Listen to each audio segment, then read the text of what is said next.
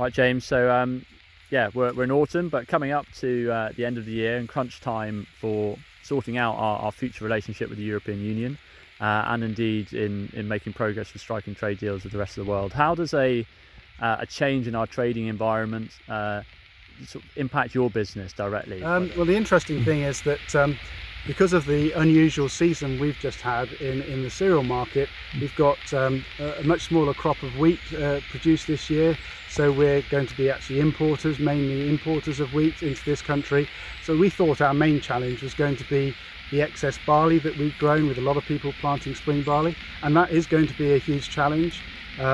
Because we've got an excess of barley. It's also a lot more feed barley because of the poor harvest that we've had going onto a market, so we need to be competitive there.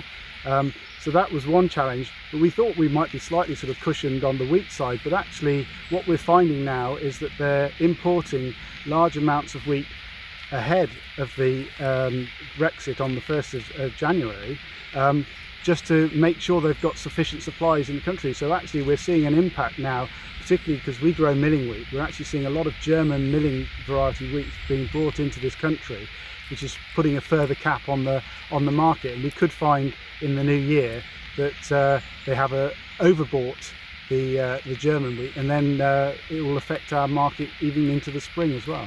Interesting. So sort of the stockpiling which you saw building up to spring, was it earlier in the year or this time last year, which had a certainly impact on the beef price. So we're starting to see that come again in terms of a no deal situation.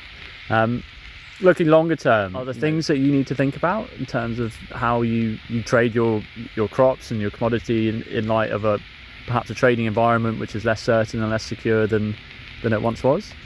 I certainly think, I say the advantage we have with a lot of what we grow, we have contracts to grow for British homes, which obviously for us personally is how we're trying to protect ourselves from the impact. But what we always have to remember is that we might secure a British home, we might even secure a specific premium for the products we're growing, but still it's a world market price that actually controls these things. So I'm not sure that we've actually worked out how we're going to sort of protect ourselves from that bit. What we are doing is we're sort of ensuring that we have a demand from within the country, as I say, which means that we've got somebody who wants our product.